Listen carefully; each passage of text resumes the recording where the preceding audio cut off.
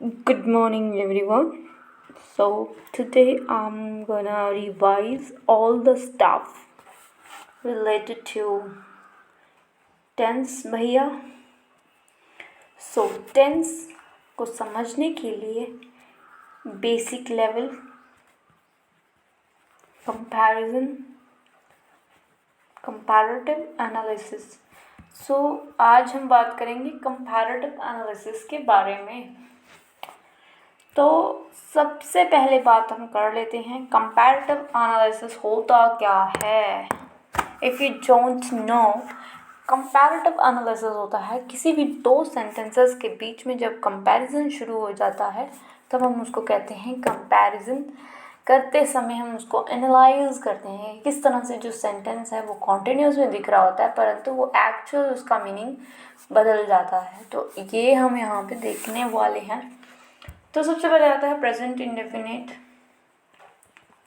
Present indefinite हम सबको पता है कि जो भी काम जो प्रेजेंट में हो रहा होता है, मतलब कि रूटीन वर्क हम कह सकते हैं कि प्रेजेंट इंडेफिनिट को हम कह सकते हैं कि जो काम रूटीन में चल रहा होता है जिसमें कोई भी तब्दीली नहीं होती है उसको हम कहते हैं प्रेजेंट इंडेफिनिट टेंस. तो उसमें हमें ये पता होना चाहिए कि रूटीन किसी भी कोई काम, ऐसा काम जो हम रोज करते हैं उसमें कोई भी डिले और कोई भी टाइम ड्यूरेशंस नहीं होती. उसमें सिर्फ और सिर्फ हमने करना होता है, मतलब करना होता है. तो वो एक रूटीन बन जाता है इंसान का.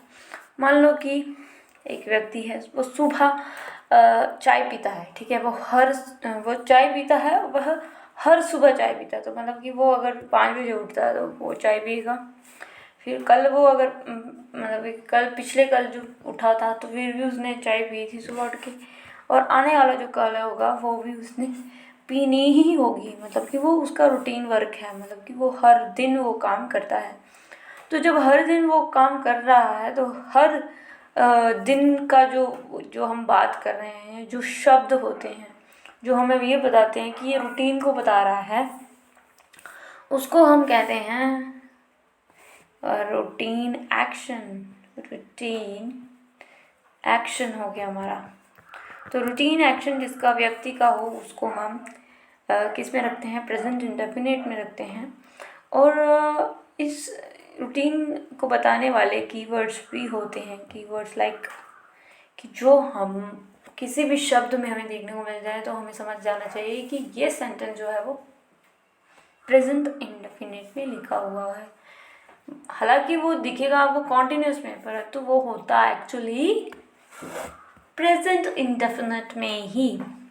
कौन सा वाक्य रूटीन को बता रहा है ये हमें समझ जाना चाहिए. ठीक है, ये समझ में आया कि किस तरह से हम इसको देखते हैं. कीवर्ड्स लाइक मैं आपको ओरली बता दूंगी. Always, usually, often, frequently, repeatedly, ये हो गए हमारे जो मेन वर्ब और हेल्पिंग वर्ब होती है उसके बीचों बीच आते हैं. और जो आ गए हमारा स्कैर्सली, बैरली, रेयरली, सेल्डम, नेवर, ये हमारे नेगेटिव वर्ड्स हो गए. मतलब कि इसकी जगह अगर हमारे सेंटेंस में नॉट दिया है या ये नॉट को हटा के हम स्कैर्सली कह सकते हैं या रेयरली या ये सब शब्द का यूज़ कर सकते हैं. नेगेटिव हो गया. कुछ समय को बताने वाले शब्द होते हैं, जैसे कि किसी की रूटीन वर्क को बताने वाले ऑलवेज हो गया, यूजुअली हो गया.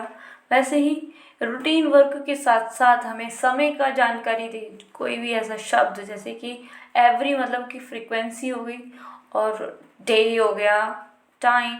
तो ये ऐसे शब्दों को हम हमेशा सेंटेंस के एंड में लिखते हैं कि मतलब फ्रीक्वेंसी के साथ साथ समय को बताने वाले शब्द जो होते हैं वो हमेशा सेंटेंस के एंड में आते हैं. तो ऐसे शब्द जो होते हैं, एवरी डे हो गया, एवरी नाइट हो गया, एवरी मॉर्निंग हो गया, per day, per day, per day, per day in, day out, often, on, of and on. ठीक है, एवरी वीक, लास्ट नहीं, एवरी वीक मतलब कि हर दिन. समझ में आया. So that is present indefinite कि किस तरह से ये जो हमारे सेंटेंस होते हैं, इसको हमें कैसे चलना होता है लेकर।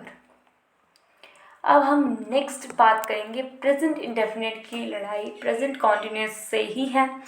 तो इसका पहला यूज़ हमने देखा कि कैसे रूटीन एक्शन को बताता है।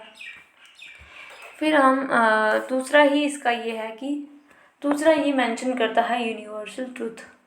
यूनिवर्सल ट्रूथ मतलब कि जो कभी बदल नहीं सकता, ठीक है। अब ये कौन सा ट्रूथ है?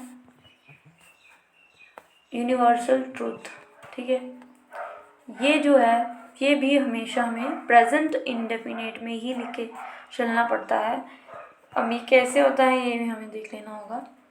यूनिवर्सल ट्रूथ होता है कि मान लो कि साइंटिफिक फैक्ट हो गया, मैथमेटिकल फैक्ट हो गया, फिलोसफिकल फैक्ट हो गया, साइकोलॉजिकल फैक्ट हो गया। साइकोलॉजिकल होता है जो रिलेट विद द माइंड और बिहेवियर, आपकी स्टडी करता है, इसकी स्टडी करता है, माइंड की स्टडी करता है, बिहेवियर की स्टडी करता है, आपकी साउल कैसा बिहेव करती है, कैसा सोचती है। तो ये सभी चीज़ें जो है वो हमेशा प्रेजेंट इंडेफिनिट में ही लिखी जाएंगी। तो साइंटिफिक फैक्ट जैसे कि हम 0 डिग्री सेल्सियस की बात करें कि अगर वाटर जो है 0 डिग्री सेल्सियस पे आ जाए तो वो फ्रीज होगा। अगर वो हम 2050 में भी करेंगे तो वो 0 डिग्री सेल्सियस पर ही होगा। इसे हमेशा प्रेजेंट इंडेफिनिट में लिखा जाएगा। उसका समय पर कोई प्रभाव नहीं पड़ता, मतलब कि ये हमेशा टाइमलेस स्टेटमेंट कहलाती हैं जिसमें समय का इस पर प्रभाव नहीं पड़ रहा। ये 2047 में भी ऐसा ही होगा इसका स्टेटमेंट। और आज 2023 है तो उसके बाद भी आने वाला जो भी साल है उसमें ये यूनिवर्सल ट्रूथ जो होता है वो बदलता नहीं है, वो सेम ही रहता है। कहते हैं ना डेथ कम्स टू ऑल, तो ये कटु सत्य है, ये सबको होता है, सबके आती है, ठीक है। इसमें किसी का जोर नहीं है,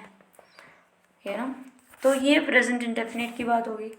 प्रेजेंट इंडेफिनिट और कहाँ कहाँ यूज़ होता है, जैसे ही प्रोवर्ब हो गया, कोटेशन हो गया, किसी टेक्स्ट से निकाले हुए शब्दों को कोटेशन कह देते हैं। प्रोवर्ब हो गया कि मोरल ऑफ द स्टोरी, ठीक है। स्टोरी का मोरल क्या निकला तो पूरी स्टोरी पढ़ लिया, उसके बाद जो मोरल निकला उसको हम मोरल ऑफ द स्टोरी कह लेंगे। कोटेशन हो गई किसी बुक में से कोटेड वर्ड्स निकाले गए, मान लो कि किसी व्यक्ति ने कुछ कहा तो उसको एज इट इज़ हम लिख लेते हैं तो उसको कोटेशन कह दिया जाता है।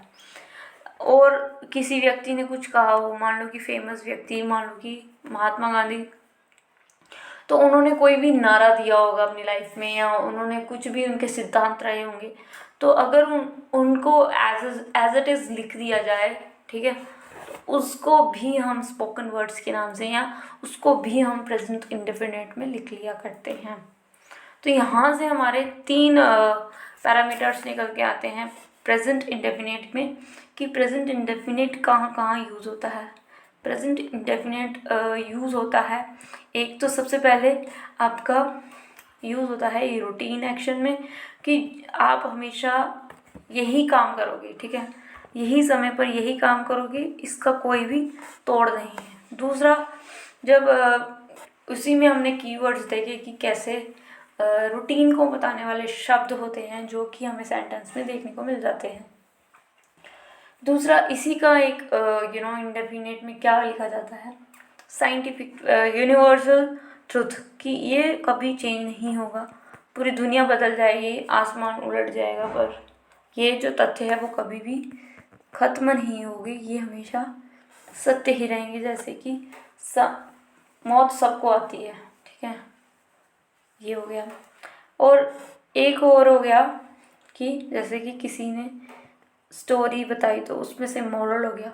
मोरल मतलब कि slow and steady you will win the race. तो slow and steady win the race मतलब ये एक कहानी है, वहाँ से निकाला हुआ एक मोरल है, ठीक है। प्रोवर्ब हो गया, कोटेशन हो गया, किसी ने कुछ नारा दिया होगा तो उसके पीछे उसका मीनिंग होता है। तो ये हमेशा प्रेजेंट इंडेफिनिट में लिखे जाएंगे, चाहे वो पहले के दिए हों या प्रेजेंट के हों या बाद में आएंगे, तो ये वैसे के वैसे ही रहेंगे, इसको कोई भी चेंज नहीं कर सकता। तो प्रेजेंट इंडेफिनिट से हमें समझ में आता है कि कैसे हम कुछ ऐसी स्टेटमेंट्स होती हैं वो हमेशा प्रेजेंट में ही आती हैं, प्रेजेंट इंडेफिनिट में ही आती हैं, उसे हम चेंज नहीं करते। अब हम प्रेजेंट कॉन्टिन्यूस की बात करें तो प्रेजेंट कॉन्टिन्यूस में कौन से ऐसे शब्द हैं जो कि हमें जानने होंगे। तो सबसे पहले आता है कि प्रेजेंट कॉन्टिन्यूस है क्या। प्रेजेंट कॉन्टिन्यूस में हमने ये जानना था कि ये चल रहा कार्य जो होता है उसको ही हम प्रेजेंट कॉन्टिन्यूस कहते हैं। कॉन्टिन्यू मतलब कि कोई चीज़ चल रही है, मतलब कि गोइंग ऑन है। तो इसी से हम समझ लेते हैं कि जब सेंटेंस में हमें लाइव एक्शन की बात की जाए, लाइव एक्शन मतलब कि सामने वाला व्यक्ति कुछ कर रहा है, ठीक है, तो लाइव हम आँखों से देख सकते हैं, ठीक है। जब हम बोल रहे होते हैं कि ये व्यक्ति ऐसा कर रहा है तो हम देख भी सकते हैं और बोल भी सकते हैं कि सामने वाला व्यक्ति नाच रहा है, ठीक है। तो जब लाइव एक्शन की ही जब हम बात कर लेते हैं तो उसमें हमारा ऐसे शब्द सेंटेंस में देख लिए जाते हैं, लाइक जब मोदी जी, ठीक है, मन की बात एड्रेस करते हैं सबको, तो कर रहे थे वो पुराना हो गया। अभी जो सामने अगर हमें टीवी में अगर उनकी न्यूज़ आ रही है तो वो अभी स्पीच दे रहे हैं तो हम बोलते हैं Modi is addressing to the public at this time, ये वाले समय में। तो अगर मान लो कि मैंने लिखा कि the Modi is addressing the public, तो अगर मोदी वो एड्रेस कर रहा है पब्लिक को तो वो तो किसी में भी हो सकता है, पास्ट में भी हो सकता है। इस एड्रेसिंग मतलब कि वो सेंटेंस में ऐसा कोई शब्द नहीं होता, स्पेशली मेंशन्ड नहीं होता, तो हम उसको एनालाइज नहीं कर पाते यार ये क्या किस समय बोल रहा होगा। Addressing, Modi addressing the public, तो इस एड्रेसिंग को देख के तो हमें लग रहा है कि ये तो कॉन्टिन्यूस भी होगा, बट जब हम इसी सेंटेंस के साथ लिख देंगे Modi is addressing the public at this time, मतलब कि हो रहा तो वो कॉन्टिन्यूस ही था, ठीक है, मोदी तो एड्रेस कर रहे थे, अब इस समय हमारे समक्ष हमारे सामने एड्रेस कर रहा है, वो किसी को कर रहे हैं किसी को, तो मतलब कि वो इस समय कर रहे हैं एट दिस टाइम। तो सेंटेंस में कुछ ऐसे शब्द देखने को मिल जाते हैं जो कि लाइव एक्शन को बताते हैं। लाइव एक्शन मतलब कि now, I want this now, मेरे को ये चाहिए, तो मतलब आई वॉन्ट दिस नाउ मतलब कि मुझे ये चाहिए, नॉर्मल है, इसका कोई मतलब कि लिंक नहीं बन रहा। अगर हम इसी को कह दें कि I want this right now मतलब कि अभी तुरंत, एट दिस टाइम, करंटली, ठीक है, तो ये सभी हमारे लाइव एक्शन को बताते हैं। मतलब कि at the time of speaking, मतलब कि बोलते समय हमें ये प्रतीत होता है कि ये हमारा टेंस जो है वो प्रेजेंट कॉन्टिन्यूस की बात कर रहा है। इसी में दूसरा सेंटेंस आ जाता है to mention the parallel action, मतलब कि हो तो वो रहा होता है कॉन्टिन्यूस में। पहला हमने क्या पढ़ा, लाइव एक्शन, ठीक है, लाइव एक्शन। दूसरा हमने यहाँ पे पढ़ना है a parallel action, parallel action, ठीक है, पैरेलल एक्शन हो गया। तो यहाँ भी क्या समझ में आता है कि ठीक है, प्रेजेंट कॉन्टिन्यूस में जब हम at the time of speaking जब बात करते हैं तो लाइव एक्शन की बात कर रहे हैं कि सामने हमारे दिख रहा होता है ये काम होते हुए, राइट नाउ, ठीक है, ये शब्द यूज़ होते हैं। उसके बाद हमने ये देखा कि पैरेलल एक्शन मतलब क्या होता है कि जब हम बोल रहे होते उस समय तो नहीं हो रहा होता, ठीक है, हमारी आंखों से तो नहीं दिख रहा होता, पर वो एक्चुअली हो रहा होता है। सुनिए, आप समझिए कि पैरेलल एक्शन मतलब कि दो पैरेलल से ही हमें समझ में आता है कि कैसे दो एक्शंस की बात यहाँ पे की है। मान लो लाइव एक्शंस यहाँ पे हो रहा है कि एड्रेस कर रहे हैं मोदी जी यहाँ पे, तो मान लो कि ऑन द अदर हैंड, ठीक है, वो दिल्ली में है और हम यहाँ पे यहाँ पे उनको देख रहे हैं, तो लाइव एक्शन हुआ। इसके पश्चात हमें लगा कि हमारा दोस्त दिल्ली में रहता है, ठीक है, दिल्ली में, तो दिल्ली में वो वहाँ पे रह रहा है अभी, है तो वो कॉन्टिन्यूस कि वो रह रहा है, परंतु वो पैरेलल बात है, हो तो वो रही है कॉन्टिन्यूस में, पर उस समय पे नहीं हो रही होती जो सामने आपको दिखे या आप उसके बारे में डिस्कस कर रहे हो। तो इसके लिए हमारा शब्द यूज़ हो जाता है दीज डेज, नाउ डेज, तो ये समझ में आता है, ठीक। तो यहाँ से हमें समझ में आता है कि कैसे जो है कॉन्टिन्यूस बात करता है हमारे इस सब की। अब बात आती है स्टेटिव वर्ब्स की। तो स्टेटिव वर्ब्स होती क्या है? स्टेटिव वर्ब्स होती हैं जो कि आपके सेंस से रिलेटेड होती हैं।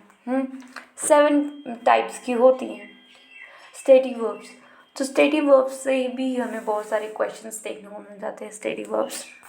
तो मैं यहाँ पे स्टेटिव वर्ब्स की हेडिंग डाल देती हूँ।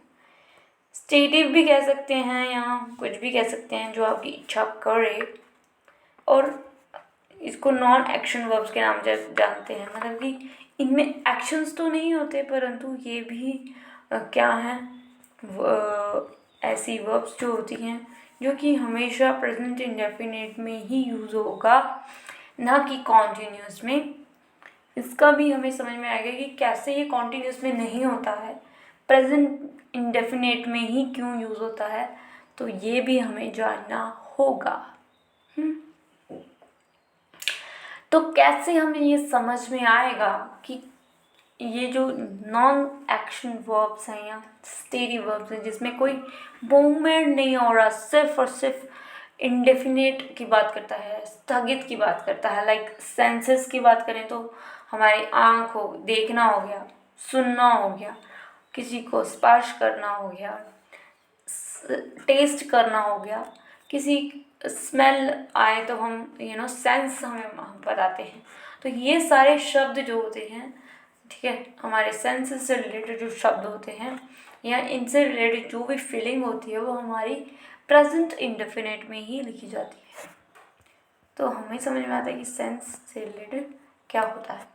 दूसरा आ गया फीलिंग। फीलिंग जो होती है जैसे कि आपको गुस्सा आ रहा है, आपको किसी के प्रति घृणा आ रही है, आप किसी के प्रति रिस्पेक्ट करते हो, किसी को एडमायर करते हो कि आप भी वैसे ही बनो, किसी कोई देख के आपको अच्छा लगता है, अडोर करते हो, किसी को आप मतलब कि प्यार करना चाहते हो, ठीक है, किसी को आप पसंद करते हो, तो ये आपके अंदर फीलिंग है।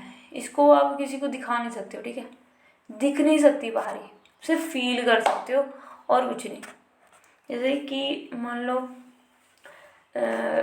जो म्यूज़िक होता है जब आप सुनते हो तो वो कैसे प्लीजेंट लगता है आपको, ये फीलिंग है, फील करते हो आप अंदर से, उसको बाहर निकल के आप दिखा नहीं सकते कि this is my feeling. You can analyse and check it out and get numbers for it. So that's a feeling. Feeling को कभी भी हम कॉन्टिन्यूस नहीं हो रही होती, हमेशा क्या होता है इंडेफिनिट टेंस में ही जनरली हम इसे यूज़ कर लेते हैं। मेंटल प्रोसेस हो गया, जैसे कि अभी हम मेंटल प्रोसेस को ही लेके चल रहे हैं, समझ रहे हैं, जान रहे हैं, किसी चीज़ को कंसिडर करना। कंसिडर मतलब ये समझने की कोशिश करना, थिंक मतलब समझना, थिंक मतलब कि सोचना कि ये चीज़ कैसे हुई, ये हो गया हमारी मेंटल प्रोसेस है, ये भी हमारे अंदर ही होता है। अपीयरेंस मतलब कि किसी का अपीयरेंस, अपीयर होना, सी करना, रिसेंबल होना, ठीक है, लुक। पोजेशन हो गया कि जैसे कि हम किसी से पोजेस्ड हैं कि ये मेरा है, अधिकार बताना, have, own, belong, contain, consist, तो ये सभी शब्द जो हैं पोजेशन को बताने वाले होते हैं। मिसलेनियस हो गया कि जैसे कि कोई भी ऐसे मिक्स्ड वर्ब्स हो गए, लाइक विश हो गया, इक्वल हो गया, मैटर हो गया, तो ये सारे होते हैं नॉन एक्शन वर्ब्स जिसमें कोई भी एक्शंस नहीं होता है। मान लो कि इनमें से कोई सेंटेंस में हमें दिख जाता है तो हमें जान लेना होगा कि इसका कॉन्टिन्यूस कभी नहीं बनता, इसका हमेशा प्रेजेंट इंडेफिनिट बनता है। नॉन एक्शन, ठीक, नॉन एक्शन समझ में आता है तो आगे बढ़ लेते हैं।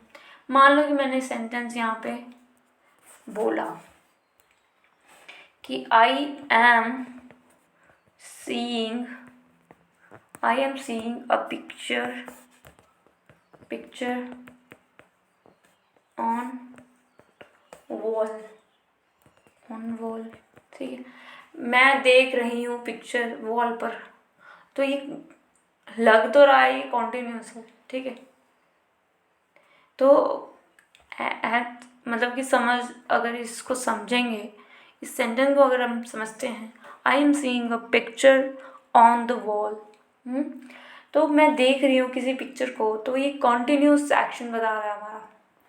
देखने में तो बात तो सही है इसकी, परंतु ये जो वर्ब है इसमें जो दिख रही है वर्ब, लाइक देख रही हूँ, तो देखना, सी मतलब देखना, तो सीइंग कहना उचित नहीं होगा इसमें, क्योंकि हमने यहाँ पे देखा कि जो कॉन्टिन्यूस बता रहा है एक्चुअल में वो प्रेजेंट इंडेफिनिट की बात कर रहा है, ठीक है। तो यहाँ पे सीइंग नहीं, सी लगाएंगे, ठीक है, ओके, सी लगाएंगे और एम को हटा देंगे। आई सी अ पिक्चर ऑन वॉल, ठीक है, मतलब कि मान लो कि सेंटेंस को समझिए अच्छे से, मेरे सामने पिक्चर लगी है, मैं उसको देख रही हूँ, तो अब जब मैंने पिक्चर देख ली तो मेरी आंखें कहीं और नहीं जाएगी क्या, एक ही जगह टिके रहेंगी, देख रही हूँ, तो कोई काम जो है मतलब कि उसकी तो वेटेज होनी चाहिए ना, देखना कोई काम है क्या, स्टेटिक वर्ड्स है, मतलब ये एक बार देखा और निकल गए। अगर मान लो कि कंटिन्यूस भी रहा है काम, तो कितनी देर तक कंटिन्यूस रहेगा, नहीं रहेगा ना। तो देखना कोई मतलब मैंने देखा और छोड़ दिया, निकल गए, तो इस पे कॉन्टिन्यूटी नहीं दिख रही है हमें, सिर्फ हमने देखा। तो यहाँ पे कॉन्टिन्यूट की जब बात नहीं हो रही है, यहाँ पे सिर्फ प्रेजेंट इंडेफिनिट की बात हो रही है, तो हम यहाँ पे लिखेंगे आई सी अ पिक्चर ऑन वॉल, मैंने देखा, मैं देखा, ठीक है। तो यहाँ पे समझ में आता है कि कैसे जो है ये नॉन स्टेटिव वर्ब्स होती हैं, वो एक्चुअल में कोई काम नहीं होता उनका, ठीक है, वो सिर्फ स्थिर रहते हैं। जैसे कि मान लो कि हियर, मैंने उसको सुना, तो मान लो को मैंने किसी को कहते हुए सुन लिया कि उसने ये किया, मान लो कि कुछ भी हियर की बात कर रहे हैं, किसी ने किसी के बारे में जो सुना, चुगली की, तो वो सुन ही थोड़ा रहा है पूरे टाइम, कुछ समय तक होता है, तो स्टेटिव वर्ब्स कहलाया। टच करना, किसी को टेस्ट करना, मैंने वही बात बार बार नहीं बतानी है ना। तो यहाँ पे समझ में आता है कि कैसे जनरल सेंस की बात करते हैं। जनरल सेंस हो गया कि मान लो उस सब के लिए हम इसमें कोई कॉमन टू ऑल, मतलब कि हर व्यक्ति इसमें आ जाता है, जनरल हो गया।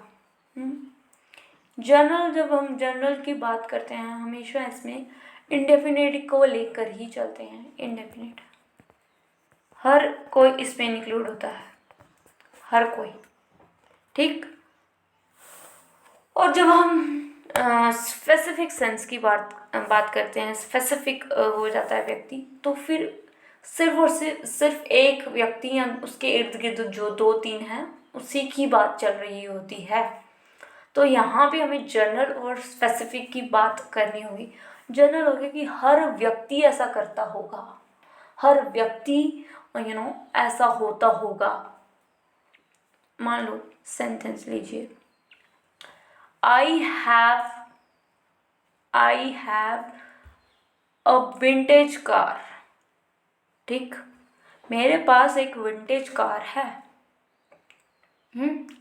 तो यहाँ पे एक विंटेज कार क्या होती है मुझे बताइए। विंटेज कार जो हो गई, जो कॉमन है, हर किसी के पास होती है, ठीक है। हर किसी के पास नहीं होती, पहले के ज़माने में होती थी, अभी तो नहीं होती है। फिर भी वो एक कार है, वस्तु है ना।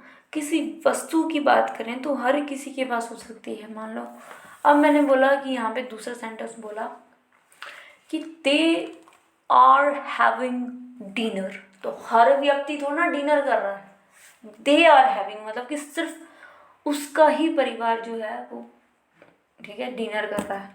तो जब किसी स्पेसिफिक की बात कर लिया जाए तो स्पीकर ओरिएंटेड मीनिंग निकलता है, और जब जनरल बात की जाए तो हर व्यक्ति उसमें शामिल हो जाता है। जैसे कि एक और बात करें हम, ठीक है, स्टूडेंट्स हैव या are having fun in Goa. तो यहाँ पे क्या समझ में आता है, ठीक है, तो फन कर रहे हैं, तो स्टूडेंट्स तो हर मोहल्ले घर या हर एक स्टेट में थोड़ा ना स्टूडेंट मज़ा कर रहे हैं गोवा में। एक स्पेसिफिक समय हो गया ना, एक स्पेसिफिक स्टूडेंट्स हो गए कि वो गोवा में गए और वहाँ पे क्या किया उन्होंने, मस्त फन करा।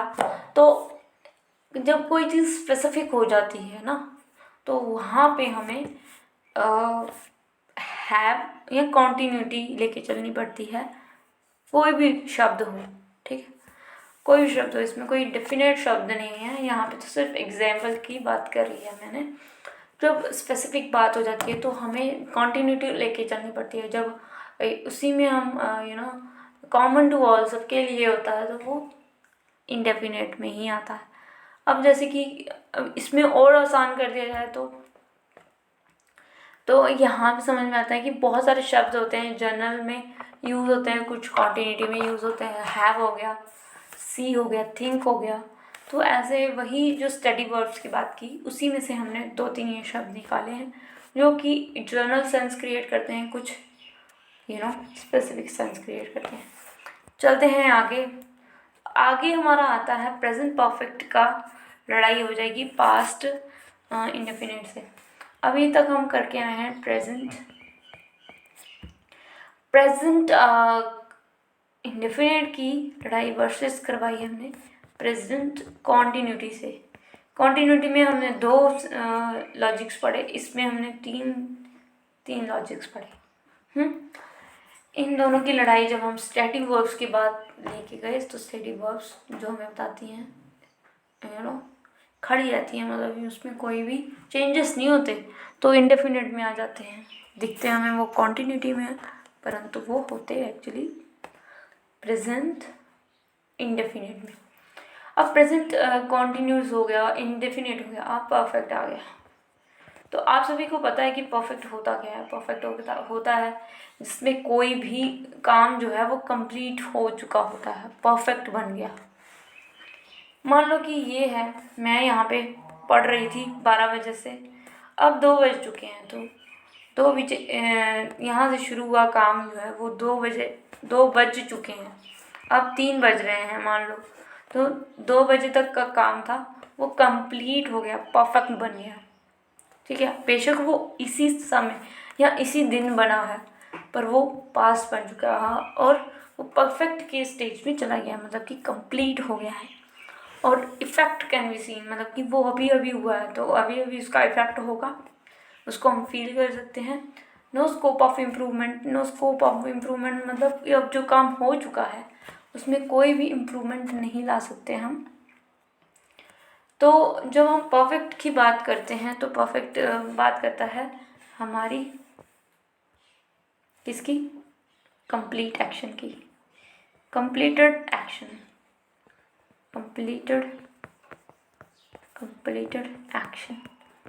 ठीक है। कंप्लीटेड एक्शन हो गया, प्रेजेंट परफेक्ट कॉन्टिन्यूस, ठीक है। उसके बाद इसमें ये बताता है कि रिसेंटली जो हुआ काम होता है, रिसेंटली कंप्लीटेड मतलब कि अभी अभी जो काम हुआ होता है तुरंत, ठीक है, उसको हम कहते हैं present perfect continuous, present perfect, मैंने यहाँ लिखा ही नहीं है, ठीक है। प्रेजेंट परफेक्ट कॉन्टिन्यूस आ जा रहा है बार बार, क्योंकि अभी अभी हम पढ़ के आए हैं तो उसका एसेंस रहता है। रिसेंटली कंप्लीटेड एक्शन हो गया कि अभी अभी हुआ हुआ काम को हम किससे डिनोट करते हैं, like sofa, up till now, by this time, recently, lately, yet. Yet क्या होता है, एक नेगेटिव शब्द होता है, इसमें नेगेटिविटी जुड़ी हुई होती है, तो येट हो गया। इसके बाद जो रिसेंटली हमारा काम हुआ होता है उसको हम कहते हैं प्रेजेंट परफेक्ट टेंस। जब प्रेजेंट परफेक्ट के अगर हम यहाँ पे टेंस शब्द देखें, मान लो कि he prepared the project।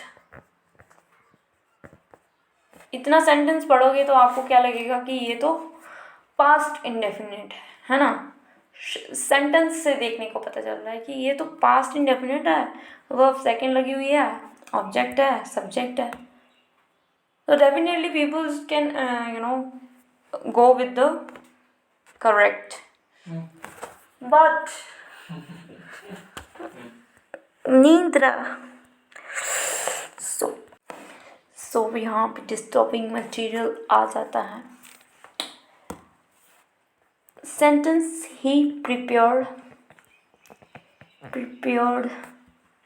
the project, he prepared the projects so far। मान लो ये सेंटेंस है, he prepared the project so far, तो उसने प्रोजेक्ट्स को प्रिपेयर्ड किया तो पास्ट बन गया था। अब जब हम जैसे ही हमने इस सेंटेंस के साथ जुड़ा देखा so far, तो हमें समझ में आता है कि इसका तो मीनिंग ही अलग हो गया। so far मतलब कि अभी अभी हुआ है।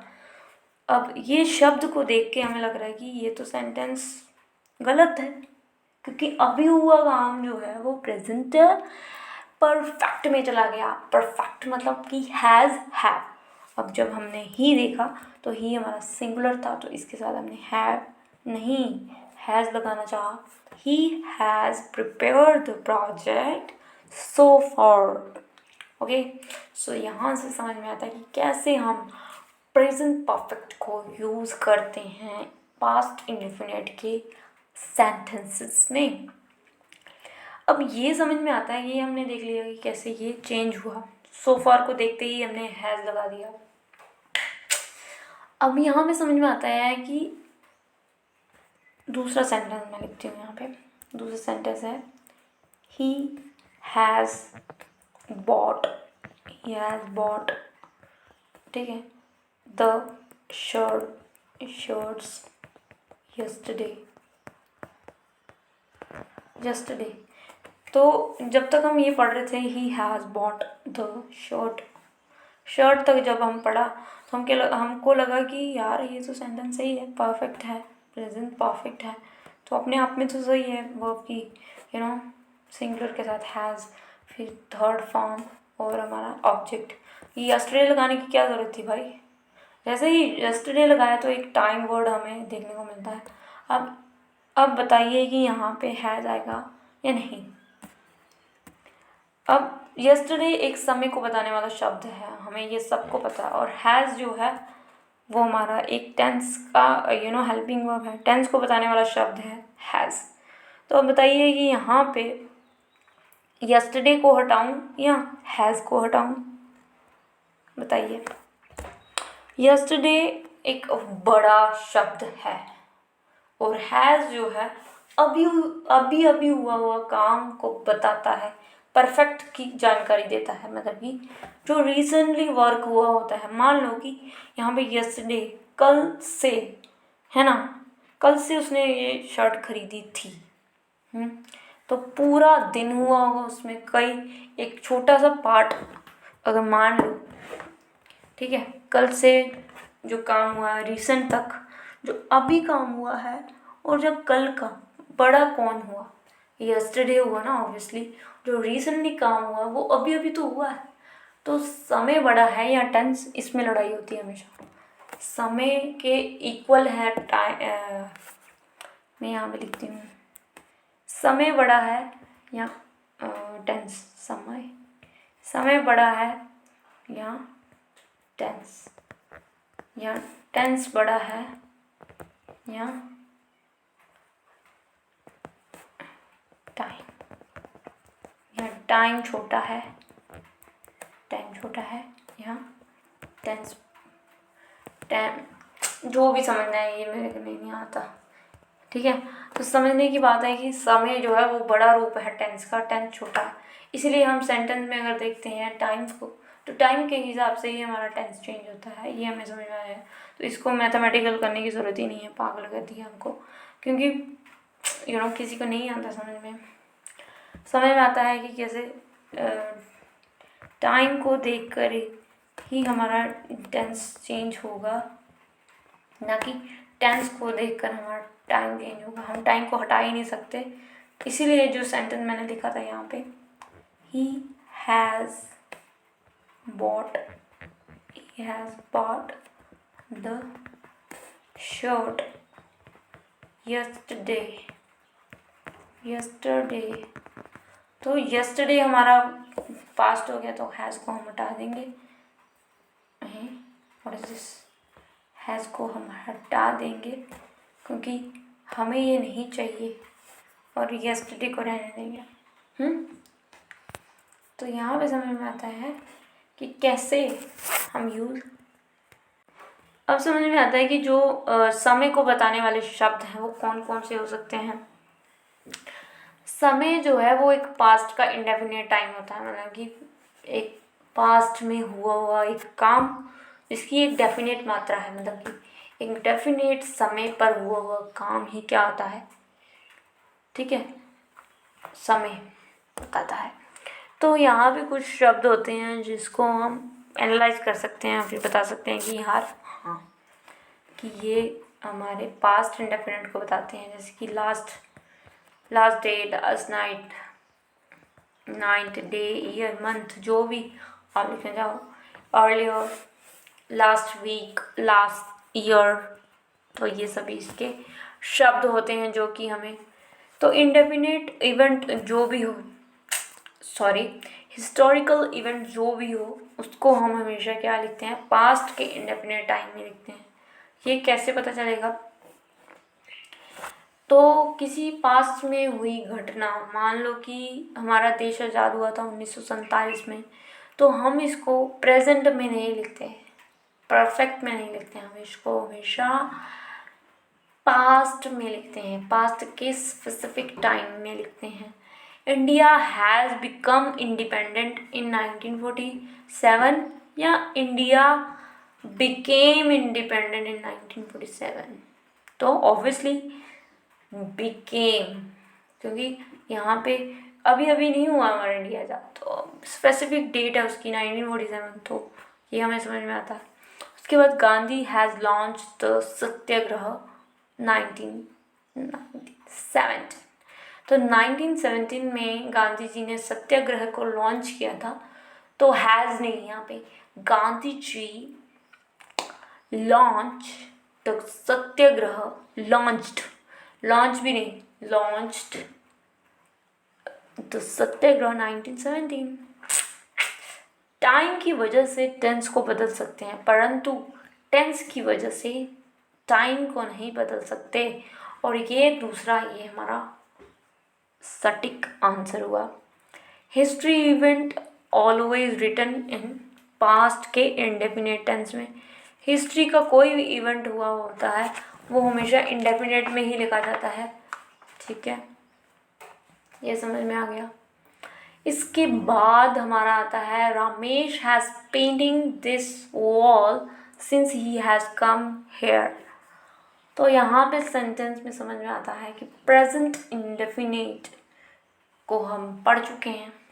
इसके बाद हमारा आता है प्रेजेंट परफेक्ट कॉन्टिन्यूस, प्रेजेंट के परफेक्ट कॉन्टिन्यूस की बात करें तो ये हमें समझ में आता है कि जो काम चल रहा है और वो अभी भी कंटिन्यू है, तो कोई काम अभी भी चल रहा है और अभी भी कंटिन्यू है, तो इसके साथ हमें हमेशा क्या लिखना पड़ता है, समय को बताने वाले शब्द के साथ सिंस का यूज़ करना पड़ता है, और सिंस का यूज़ हम जब करते हैं तो हमें ये समय का एक स्पेसिफिक समय की जानकारी देता है।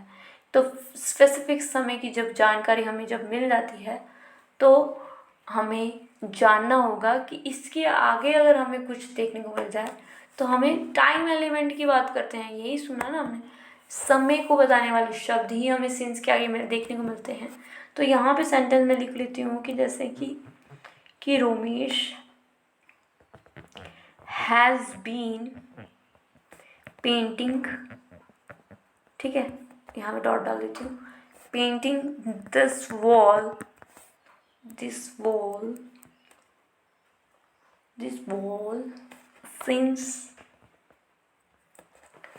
since he has come here। Sentence को ध्यान से पढ़िए। Ramesh has been painting this wall, मतलब कि रमेश तब से पेंटिंग कर रहा है, since he has come here, जब से वह आया है। कहने का मतलब है कि जो काम अभी चल रहा है उसका, और सबसे पहले वो इस सेंटेंस पे क्या है कि वो जब से वह आया है। तो ये सिंस के बाद जो आने वाला जो लाइन है, जो भी सेंटेंस है, उसको हम क्या कह रहे हैं कि वो जब से वह आया है ना, तो तब से वह क्या कर रहा है, पेंटिंग कर रहा है। प्रेजेंट परफेक्ट कॉन्टिन्यूस की बात कर रहे हैं हम लोग यहाँ पे। तो ही हैज़ कम हियर, जब से वह आया, वो पास्ट में आया है, वो जब से वह आया है, तो मतलब कि पेंटिंग अभी वो कर रहा है। इसका मतलब कि वो पहले आया, फिर उसने पेंटिंग शुरू करी और अभी तक वो पेंटिंग कर रहा है। ठीक, इसका सेंटेंस का मतलब वो। अब यहाँ पे हमें समझना होगा कि सिंस हमारा क्या बताता है।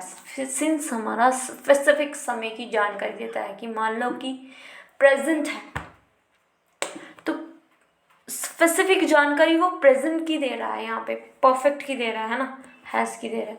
तो अभी अभी वो आया है क्या, मतलब कि वो पेंटिंग आदि कर चुका है, वो अभी कर रहा है पेंटिंग, मतलब कि वो पहले आया था। तो वो कैसे परफेक्ट कैसे हो सकता है, अभी अभी कैसे आ सकता है, और अभी अभी मतलब कि समझ में नहीं आ रहा है यहाँ पे। तो जब कोई सिंस जो है वो हमें स्पेसिफिक जानकारी देती है, कोई भी किसी भी टाइम की एक स्पेसिफिक जानकारी, तो वो प्रेजेंट में तो नहीं हो सकती। ठीक है, स्पेसिफिक जानकारी के लिए हमें हमेशा पास्ट में जाना होगा, क्योंकि स्पेसिफिक समय यहाँ पे वो जो आया था व्यक्ति, ठीक है, पेंटिंग करने वो आया था, तो वो जो जब वो आया होगा वो पास्ट में ही आया होगा। सिंस हमें बताता है स्पेसिफिक समय या पॉइंट ऑफ टाइम पे वो आया है, तो स्पेसिफिक जानकारी हुई। फिर उसके बाद हमें ये पता चला कि ये परफेक्ट कॉन्टिन्यूस में चल रहा है, मतलब कि वो पहले आया था। तो था की जब हम बात करते हैं तो पास्ट का इंडेफिनिट टेंस यहाँ पे हमें यूज़ करना होगा, या पास्ट का स्पेसिफिक समय। पास्ट का स्पेसिफिक समय पास्ट का इंडेफिनिट ही होता है। तो यहाँ पे हमें ये लिखना होगा, हैज़ को हटाकर केम नहीं, सॉरी कम नहीं, केम। ठीक, केम सेकेंड फॉर्म होती है कम की। तो यहाँ पे हमें समझ में आता है कि बहुत ही कॉम्प्लेक्स है। तो सेंटेंस क्या बनता है हमारा, समझ में आता है कि अगर मान लो कि प्रेजेंट परफेक्ट कॉन्टिन्यूस है, उसके साथ हमें सिंस का यूज़ करना ही है, क्योंकि ये स्पेसिफिक जानकारी देता है।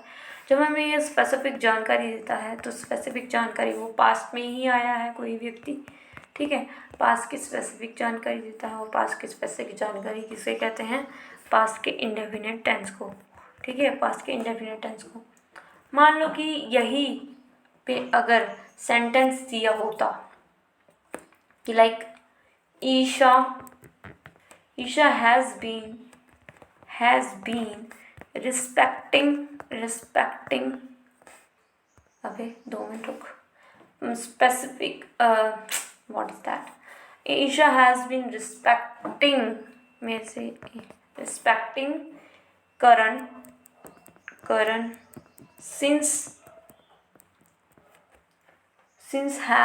since she met him। ठीक है, met him। अब यहाँ में क्या समझ में आ रहा है ईशा उसे रिस्पेक्ट कर रही है जब से वह उससे मिली है, करण से। ठीक, तो अभी अभी हमने ये जाना था कि जो भी हमारी सेंस से रिलेटेड शब्द होते हैं वो हमेशा इंडेफिनिट में ही यूज़ होंगे, चाहे वो पास्ट हो चाहे वो प्रेजेंट हो। ठीक, तो कोई भी सेंस से रिलेटेड जो हमारे शब्द होते हैं या वर्ब्स होती हैं वो हमेशा हमें क्या लिखना होता है, प्रेजेंट इंडेफिनिट या पास्ट के स्पेसिफिक समय में आती है। तो यहाँ पे मेट ना होकर